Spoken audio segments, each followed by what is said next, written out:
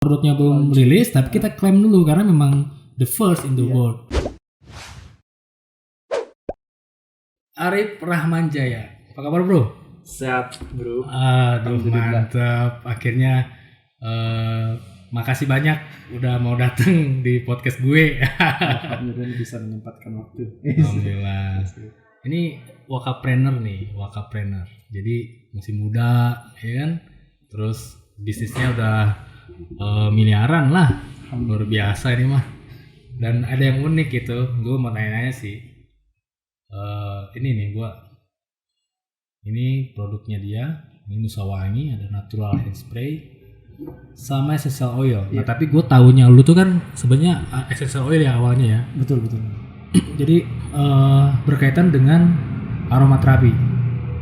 Gue mau nanya, kenapa lu jatuh hati ke bisnis beginian? Iya. Kenapa nggak main kuliner terus fashion, banyak tuh yang lain? Sebenarnya gue punya histori gitu ya di balik bisnis minyak atsiri ini. Ceritanya rada pilu. Iya. Jadi orang tua itu punya lahan di Palembang. Kita kebun sereh wangi sama minyak nilam. Biasanya jual ke pengepul tuh 600.000. Nah tapi ketika gue udah di kuliahan ada mata kuliahnya minyak atsiri khusus. Betul. Ketika diproses jadi 60 juta. Bayangkan berapa kali lipat itu. Gila itu, makanya wah ini kalau diproses bisa ngebahagiain orang tua. Dan alhamdulillah setelah beberapa bulan kemudian diprosesing mulai ketahuan tuh hasilnya. Sedap. Jadi lu emang gitu. Sengaja lu asal mana sih? Suburb itu ya, suburb tuh daerah terpencil di Sumatera Selatan. Palembang. Cuman kita 9 jam dari kota Palembang. Bukan main. Lintas provinsi. Itu mah jam. Udah bisa keluar negeri bro, kan 9 jam. Betul Kang. Jadi lu dari sana pergi ke Bandung buat kuliah sengaja ngambil jurusan teknologi industri pertanian. Tapi di situ ada konsentrasi minyak atsiri. Jadi memang lu udah niat pokoknya. Betul. Udah nekat banget buat ngebahagiain orang tua. Keren. Dan ternyata dalam hitungan tahun lah ya, itu mulai berasa bisa terbantukan, bisa beli tanah, bisa beli apa gitu. Terus lu mulai bisnis ini dari kuliah emangnya gitu? Betul Kang. Masih mahasiswa udah? Dari semester 2. Semester 2 bahkan? Iya. Oh ini pasti ada pembimbing yang luar biasa nih. Iya dong pasti. Iya kan? Siapa tuh? Pak Dwi. Halo Pak Dwi. Mudah-mudahan harus nonton. Iya, salam hangat buat Pak Dwi. Pak Dwi, saya juga kenal Arif dari Pak Dwi ya dulu. Iya. Saya dikenalkan sama Bro Tubagus Wijaya dari Pak Dwi juga. Pak Dwi ya. Guru besar kita. Lah itu. Dosen di Unpad yang luar biasa lah. Alhamdulillah. Mantap. Jadi begitu di semester 2 nih lu kan mulai nih. Itu udah jadi produk atau masih gimana tuh? Oke. Wah, ceritanya agak susah juga. Bro. Awalnya itu saya bikin parfum. Tapi fales. Udah tau lah, bahan natural. Kalau kita nggak jago buat nyampur ataupun nggak kita proses lagi, istilahnya itu didestilasi fraksinasi. Alatnya 6 miliaran. Bener. Nah itu nggak akan dapat aroma yang bagus. Dan kejadiannya waktu itu gitu. Fales aja. Akhirnya nggak laku. Jualannya malah sepatu. Jadi abis jual sepatu, jual mooring. Nah ini dianggurin awal-awalnya atsiri ini karena agak susah nih dibikin. Udah hopeless berarti lu sebenarnya. Betul banget. Udah hopeless. Kayaknya nggak potensial. Nah tiba-tiba datang Pak Dwi bilang, Rip kamu mau fokus ke bisnis apa sebenarnya? Ada 10 bisnis yang udah dicobain. 10 bisnis? Betul. Gila. 10 bisnis, 10 tim. 10 tim juga? Bubar. Gila, tapi gak apa-apa. Iya betul. Nah akhirnya Pak Dwi bilang, kamu mau fokus apa? Kamu harus pikirkan juga terkait skripsi mau apa, bisnisnya mau apa yang potensial. Nah akhirnya teringat lagi, ternyata ini amanah dari orang tua. Diperdalam lagi, terus pakai fasilitas Lab Sentral 4, akhirnya bisa bikin produk yang bagus. Waktu itu bikin parfum juga, tapi udah pakai alat destilasi fraksinasi itu. Nah dari sana hasilnya parfum udah kalau persentase tuh 85% lah. Udah nggak palas lagi gitu. Iya betul. Jual harga 600 ribuan. Modal berapa tuh? Ya tahu lah. Kan gue perfumer. Iya segitu kan. Segitu. Gak usah sebutin HPP ntar pada kaget.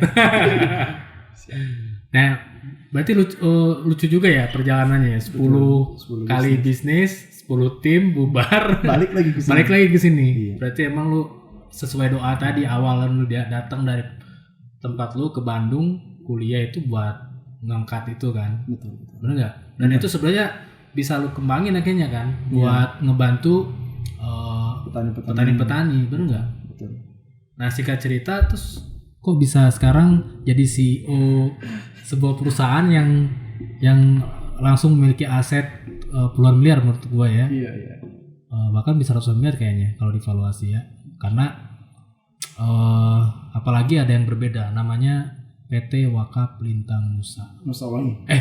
Ada wangi. Nusawangi ya? Iya. PT Wakaf Lintang Nusawangi. Nusantara Wangi itu maksudnya. Oh, Nusantara Wangi. Tapi bukan konteks perfume ya. Itu ranahnya. Itu Berutu bagus itu. Jadi sebenarnya nih perfumer dengan kalau aromaterapis itu aromaterapis ya. Aromaterapis berjumpa. Emang kita mau duet ya di sana ya? Tungguin produk duet kita, pokoknya keren. Dahsyat ya. Nah, coba ceritain deh, lu kok bisa tiba-tiba? Jadi gue ketemu dia lewat perantara wakaf, ketemu lagi. Lu pernah kan 2017 ya? Apa 16? Belajar berguru sama Berutu bagus nih. Dulu dulu masih mahasiswa emang lu kan? Malah ada teman lu magang kan? Betul. Nah, terus ketemu lagi dia udah jadi CEO. Miliaran lagi. Jadi miliarder, keren. Dan diketemuin sama wakaf gitu ya. Wakaf produktif. Makanya ini wakafpreneur nih sebenarnya. Nah, itu kenapa tiba-tiba begitu ceritanya? Apa sih, gue penasaran juga karena gue gak pernah nanya ini kan. Begitu ketemu langsung ngobrolin bisnis aja, ngobrolin cuan-cuan sama manfaat-manfaat gitu. Oke.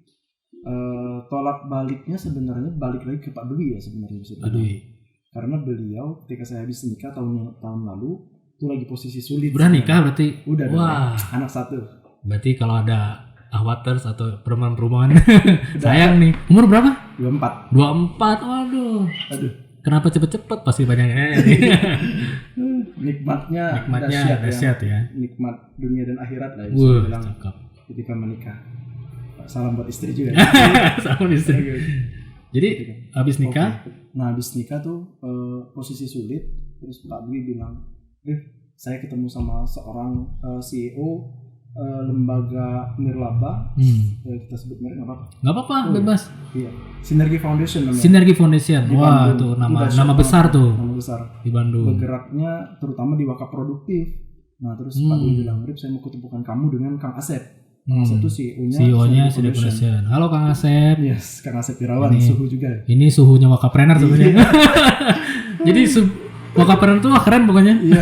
Nanti kita bahas. Kita undang Kang Asep ke sini ntar ngomong. Nah, terus setelah itu menarik Kang. Kenapa? Pak Dwi kontak saya sekitar jam 1. 1 malam? Enggak, 1 siang. Karena beliau lagi ketemu sama Kang Asep. Berselang 10 menit kemudian Kang Asep yang kontak saya langsung. Jadi nomor saya langsung dikasih tuh sama Pak Dwi. Kang Arif katanya tuh. Ini saya dapat kontak Kang Arif dari Pak Dwi. Saya pengen tahu bisnisnya Kang Arif ini apa. Besok bisa nggak saya ke sana? Bisa. Akhirnya langsung kita layanin Kang Asep di kita punya apa yang namanya tuh unit destilasi di Subang. Nah terus saya bawa lah Kang Asep ke sana. Nah terus kata Kang Asep, wah ini potensial. Langsung saya bawa setelah itu ke lokasi. Saya udah beli tanah untuk bikin pabrik standar CPKB kosmetik gitu. Nah itu di puncak Bukit Nyumon. Jadi view-nya 360 derajat. Kang Asep nyaman banget gitu di sana. Terus Kang Asep bilang, Kang Arif, kita punya gedung di Jalan Pascal 143 Pasir Kaliki. Itu kawasan sangat premium banget itu, gila. Itu bisa dipakai buat bikin pabrik kosmetik. Qadarullah udah kita urus, udah susah payah banget cari kemana-mana dari sisi perizinan karena itu kawasannya bukan zona industri, perdagangan dan jasa. Nah akhirnya rencana Allah itu maha baik, datanglah seseorang yang menawarkan untuk kerjasama terlebih dahulu. Nah berselang 2 bulan kemudian bukan ngajak kerjasama lagi, malah mewakafkan pabriknya. Masya Allah. Itu dia. Luar biasa, ini keteladanan yang mahal ini. Iya. Insya Allah itu. Wah luar biasa, ini gue sampai terharu nih Mudah-mudahan kita doain orang yang berwakaf pabrik itu amin. Diterima wakafnya kan, kemudian menjadi bekal amal jariah ke akhirat. Buat dirinya, buat keluarganya, bahkan manfaatnya buat banyak orang. Betul. Nah, menurut Arif sendiri, lu ngelihat wakaf produktif seperti apa sih? Oke. Ini potensi. Kan lu masih 24 ya, biasanya 24 mah masih nggak jelas lah gitu ya. Main tetap ya. Serius juga iya. Karena kita nggak tahu umur ya. Nggak tahu umur, nggak tahu siapa yang duluan gitu kan. Nah makanya produktivitas tuh yang paling diutamakan. Tapi main jangan lupa. Jangan stres. Nggak stres. Gitu. Wakaf produktif. Wakaf produktif itu bagi saya suatu potensi yang besar. Kang gitu. Kenapa saya bilang gitu? Karena selama ini belum dikelola dengan sangat baik. Malahan belum ada ide kepikiran uang wakaf atau dana wakaf, dana umat dikumpulkan untuk sesuatu yang bergulir atau produktif. Selama ini kan kita biasanya langsung ke program sosial, ke program bantuan dan lain-lain. Tapi ketika konteksnya itu diinvestasikan lagi ke perusahaan-perusahaan wakaf, itu luar biasa ternyata. Dari segi keberkahannya terutama. Itu kalau saya pribadi mengalami leverage atau scale up yang di luar nalar. Tiba-tiba kita cari pabrik, susah dapetin tempat, malah dapat pabrik sama Allah ya, malah dapat wakaf pabrik. Terus klien itu kita nggak pakai marketing, auto datang. Magnet rezeki. Kalau Ibu Santosa kan magnet rezeki kan. Alhamdulillah. Tapi memang wakaf itu karena kita menyerahkan kepemilikan kita secara syar'i jadi milik Allah. Hakikatnya semua milik Allah kan. Tapi nggak banyak orang ketika ditantang, ayo buktikan ini milik Allah. Nah, sebenarnya cara buktinya gampang, wakafin. Iya, ya kan? Setuju. Nah, kalau udah diwakafin berarti udah secara syariat milik Allah, hakikat udah jelas milik Allah. Betul.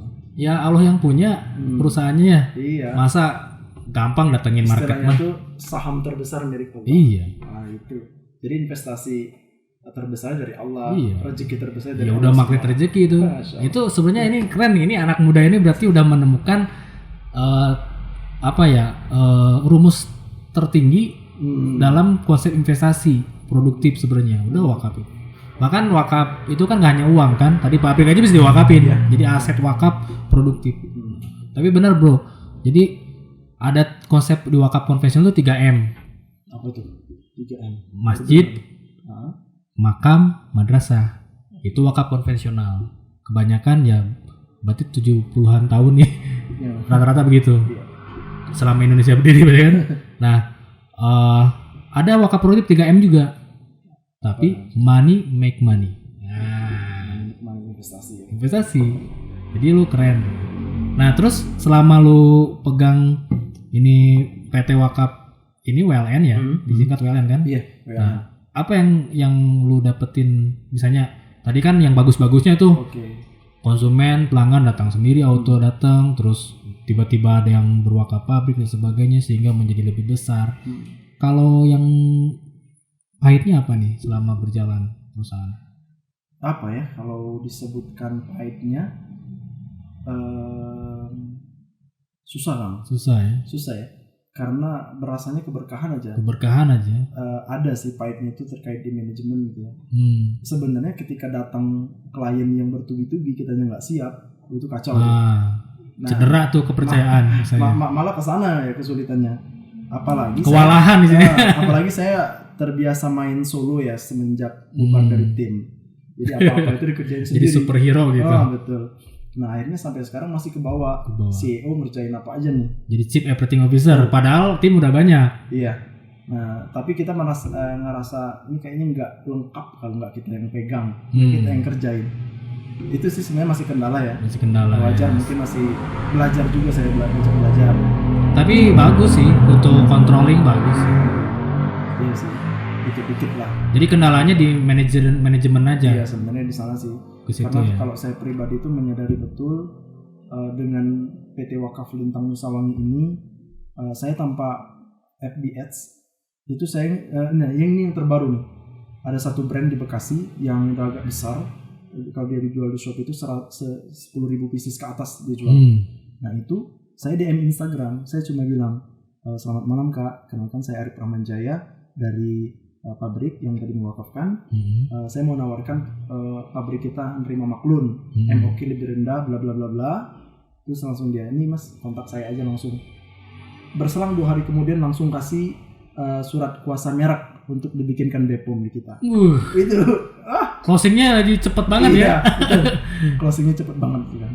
Oh itu keberkahan tuh. Alhamdulillah. Itu pintu-pintu rezekinya jadi mudah kan, jalan tol. Udah jalan tol dikawal lagi. Kalau udah yang turun Gusti Allah kan susah ya. Pasti gampang lah gitu, nggak ada yang susah. Keren. Ini apa nih? Nah ini natural hand sanitizer. Ini produk terbaru. Iya, brand WLN. Nusawangi. Mungkin saya jelasin dulu ya. Wakaf itu memang basisnya wakaf. Jadi hampir 60% saham itu saya kasihkan untuk program wakaf. Luar biasa. Terus mayoritas berusaha belajar. Majority share. Walaupun manusia ya punya punya ambisi. Gitu. Apalagi kita anak muda, sebenarnya dahsyat juga 60%. Iyalah. Besar. Saya aja dulu mulai 10% wakaf saham. Udah naik sih sekali 51%. Masih gedean dia 60%. Belajar dikit-dikit aja pelan-pelan. Nah, karena kalau saya pribadi itu ngelihat dari sisi lainnya keberkahan dan itu berasa. Nah, ini produk terbaru kita, Nusawangi Natural Hand Spray. Jadi bahannya memang 100% alami. Aromanya juga khas banget, nggak ada di tempat lain lah ya. Dari segi aroma. Cobain. Kayak apa? Nggak ada ya? Gila, lime ya? Ya, betul. Ketebak kan perfumer. Hebat. Tapi ini lime-nya enak loh, lime-nya tuh enak, beda loh. Yang ini ya, yang emang di otak tuh ada efek terapi. Seger. Lu emang aromaterapis ya. Emang ketemu perfumer tuh jadi harus bikin karya gede nih. Betul. Setuju. Aduh, mantap ya. Nah, ini insya Allah masuk di apa ya namanya kalau di ini ya market lah di market yang udah agak ini di supermarket, di betul. minimarket mungkin ya. Jawa Barat. Ya sebut aja apa Borma gitu. Taruh di Borma. Ya, Borma Gria. Oke. Gak apa-apa. Sama ini yang magic nih, bisa saya bilang ini magic things gitu ya. Sesuatu yang sangat ajaib. Ini essential oil kan? Betul. Berarti ini harus di ini dong. Dilut, harus dilarutkan. Dipakai ini kan? Apa namanya? Carrier oil. Carrier oil ya. Nah ini sebenarnya bisa dibilang emasnya Indonesia. Kenapa? Karena Indonesia itu pernah jadi pusat peradaban rempah di dunia. Di dunia, yes, setuju gue. Gitu. Dan nadi rempah itu masih tetap ada membekas gitu di negara kita Indonesia. Tapi sekarang mulai berkurang. Nah ini warisan satu-satunya yang tersisa essential oil ini. Dulunya orang bawa rempah, bawa ke Belanda untuk dikonsumsi di sana, tapi sekarang diprosesing di Indonesia. Dibikin produk jadi di Indonesia juga. Nah, uniknya itu minyak atsiri ya. Betul. Dan Indonesia itu punya 112 jenis minyak atsiri. Sedangkan di dunia itu yang diperdagangkan 98. Jadi kelebihan ya. Stoknya luar biasa gitu ya. Tapi yang baru dikelola cuma 12. Tapi itu memang gue juga pernah ya gue kualitas essential oil Indonesia itu minyak atsiri itu terbaik di dunia. Bener nggak? Bener kan? Ada satu minyak namanya nilam, actually kalau bahasa ininya Pogestremon kablin bahasa ilmiahnya itu belum bisa disintetiskan sampai sekarang. Sampai sekarang ya. Iya. Dan Indonesia jadi eksportir terbesar. Betul. Ya perfume juga menggunakan fixative ya sesuai. Wah ini lu keren sekali lu. Alhamdulillah ya. Nah terus planning lu ke depan apa nih? Oke. Nama gue.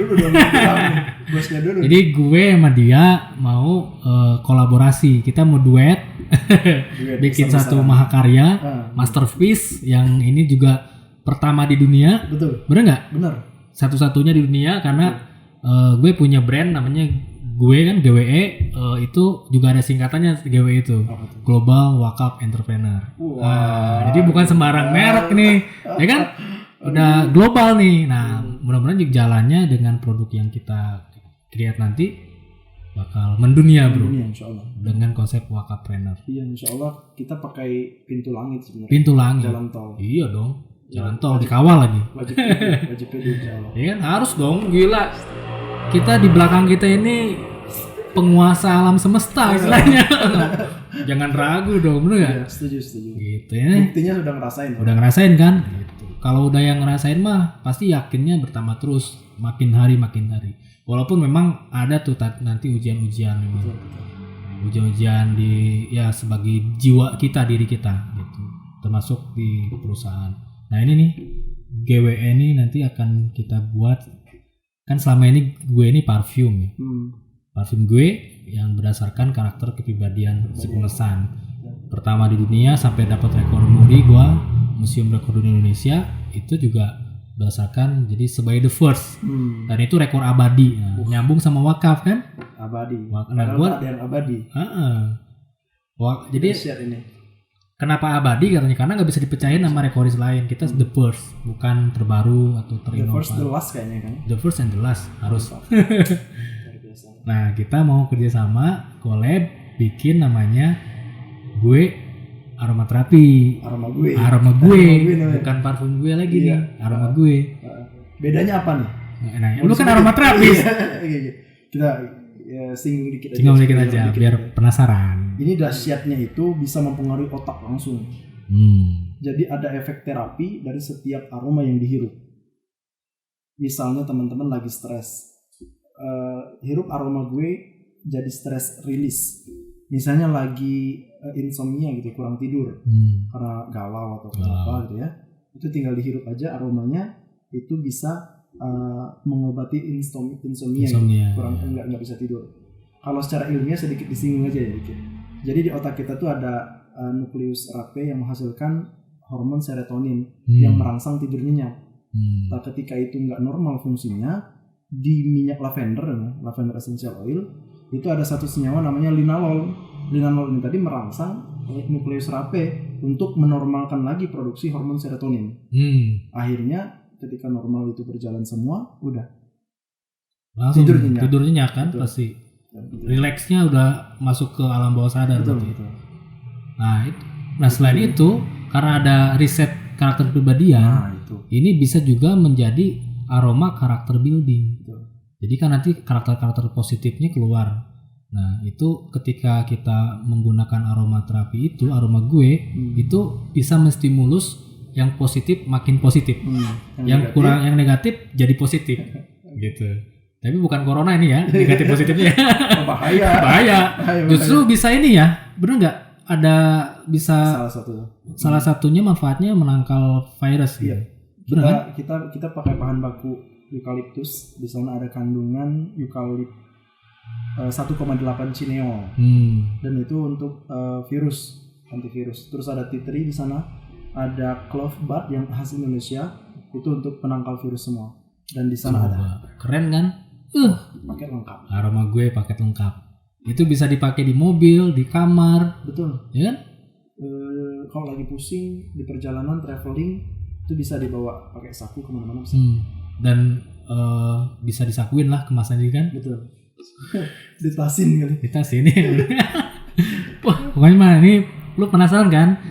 Parfum GWE udah 1 juta pelanggan lebih. Nah, ini yang udah pernah beli parfum gue harus nyobain aroma gue. Wajib. Apalagi di zaman sekarang kan pusingnya minta ampun. Back to nature ya. Back to nature. Perfume juga. Ada nature-nya. Apalagi aromaterapi gue, aroma gue nanti itu natural banget. Natural 100%. Banget, 100% nature ya, alami. Bahan-bahan bakunya essential oil ya, alami. Ori lah. Ori. Mantap. Dan diestilasi sama unit penyulingan di Indonesia. Gitu. Gila, kita bakal manggung bareng terus pokoknya. Insyaallah. Apalagi selain aroma gue? Oh iya, ada skincare gue. Skincare gue nih. Yang lagi ini udah banyak yang nanya, Bro. Iya. Mana skincare-nya? Yang cowok-cowok, cewek-cewek juga. Facial wash, macam-macam. Uniknya sebenarnya masih. Jadi ada istilah skincare terapi. Kalau tadi aromaterapi, ini skincare terapi. Ada efek terapi nanti ke penggunanya. Mereka cuci muka, terus kehirup tuh aromanya, plok langsung tidur. Belum sempat cuci. Jangan. Tapi gue pernah nyobain kan yang prototipenya dari dulu kan. Betul. Terus pas gue cobain itu bener efek kesan ya sama, memang bener Brad. Ini wanginya ini auto bright terus sama relax begitu. Jadi malah pengen lama-lama gini, Bre. Nyuci wajah gitu. Biasanya kan pengen cepet-cepet. Kalau kemarin tuh gue pengen lama-lama, enak wanginya biasanya. Oke. Rapi. Itu desain segi aromanya kita kolaborasi perfumer sama aromaterapis. Jadi begitu. Keren kan ini penemuan baru. Dan itu bro 100% halal. Plus BPOM. Iya, ada BPOM semua kan. Pasti kita pastikan BPOM, nggak mungkin nggak BPOM. Iya. Dan udah keluar BPOM-nya, jadi tenang. Ini pasti udah banyak nanya, Bret, aslinya. Oke. Nah, krim-krimnya juga sama berarti kan? Iya. Krim malam, krim siang. Yang bedanya itu dari serum, ya kan? Nah, ini yang unik. Ini juga pertama di dunia. Gitu. Jadi kita klaim dulu nih, walaupun produknya belum rilis, tapi kita klaim dulu karena memang the first in the world. Serumnya itu blood type. Sesuai dengan parfum gue. Susah itu bikinnya. Blood type tuh. Perjalanannya berapa setengah tahun nih hampir setahun malah ya. Hampir setahun itu bikin setahun. Kita risetnya apanya wah belum kepotong PPKM. Corona itu ada tuh blood type. Ini the first in the world serum untuk skincare kita blood type. Jadi sesuai golongan darah.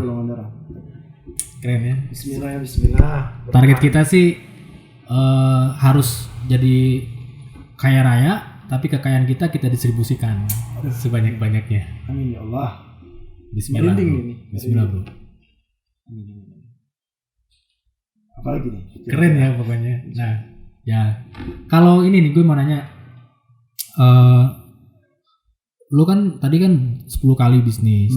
Nah sebenarnya lu punya pola atau rumus sukses nggak sih di diri lu yang menjadi patokan ya? Terus ternyata sampai mengangkat diri lu di posisi sekarang. Apa tuh? Bisa di-share nggak mungkin?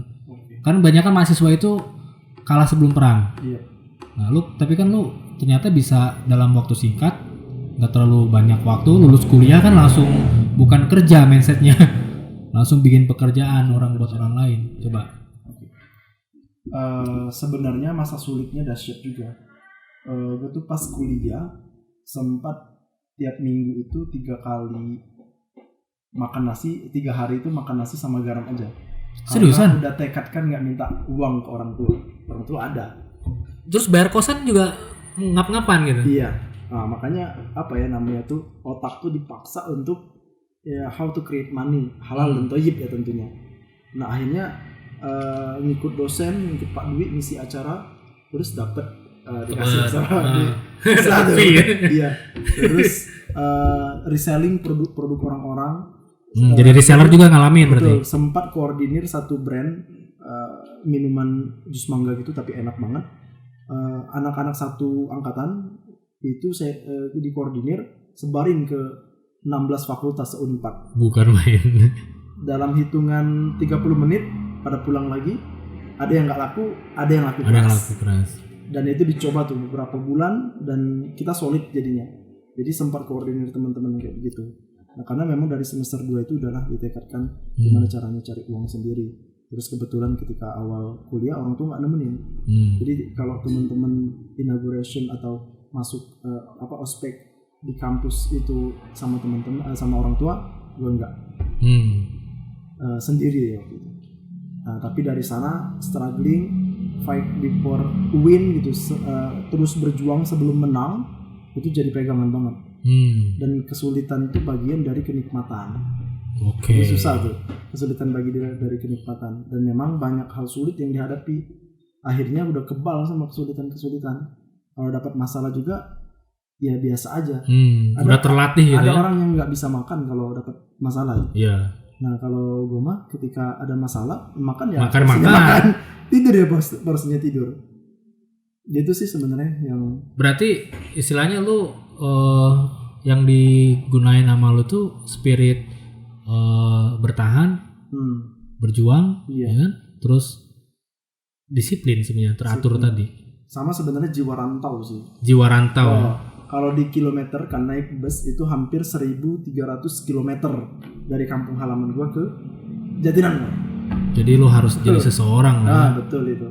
Udah jauh juga ya. Jauh juga.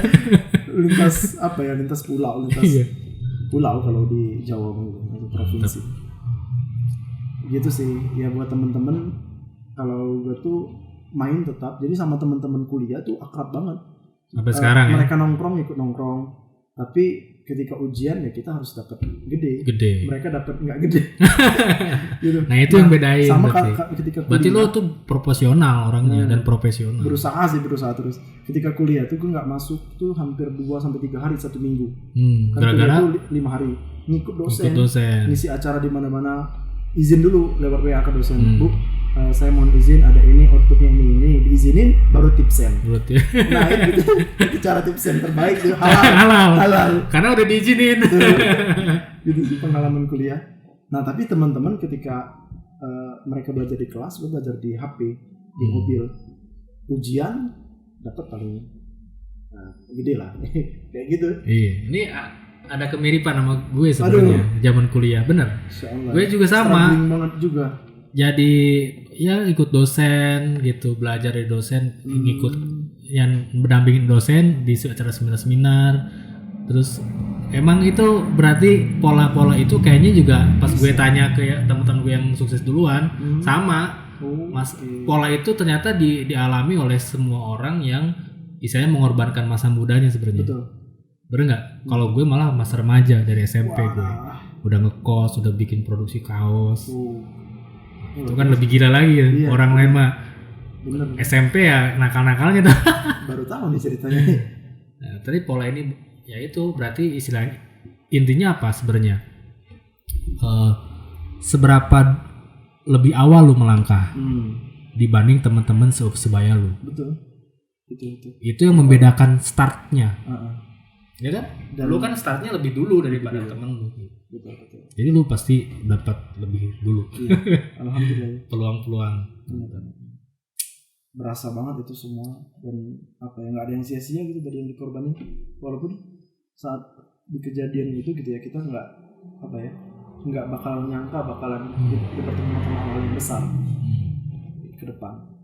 Dan kalau gue lihat lu termasuk orang yang setia ya. Setia sama apa nih? Sama pendamping lu gitu, sama pembimbing lu. Jadi dengerin gitu. Itu sih memang bekal banget.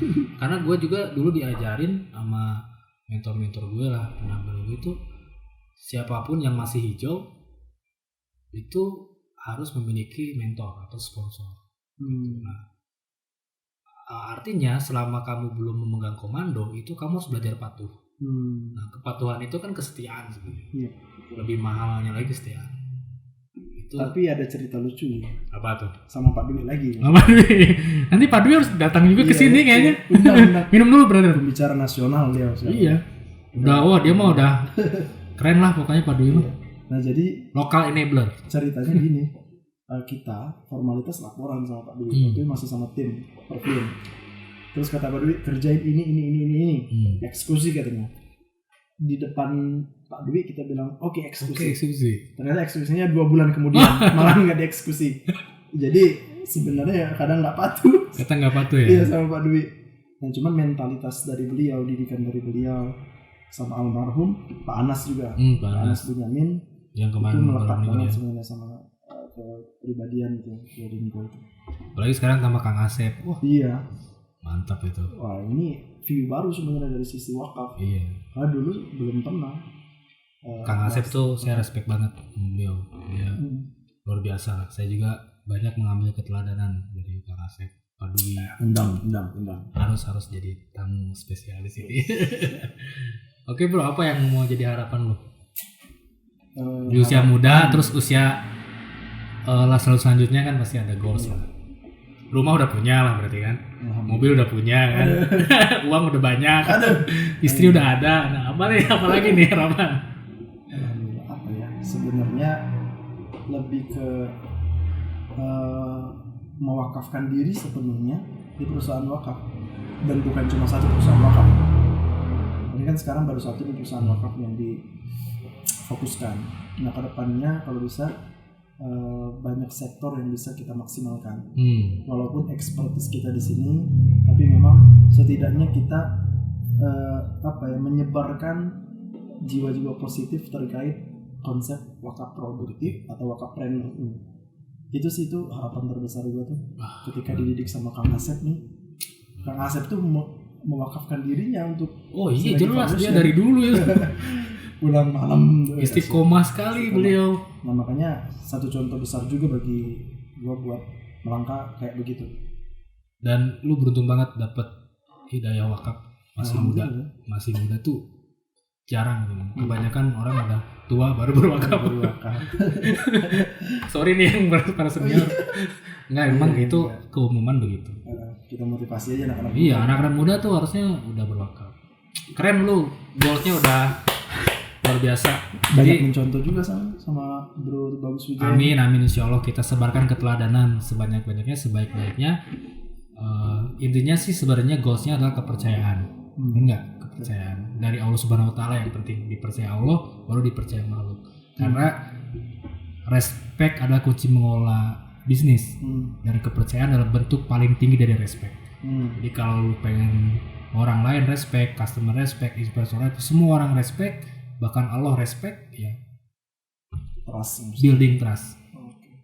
Gua tambahin gak hanya kepercayaan tapi Al-Amin Capital, modal Al-Amin, bukan kepercayaan, di atasnya lagi. Oke, terima kasih brother. Siap. Sukses terus. Amin. Semoga sukses juga, terutama nih project bareng. Oke, harus.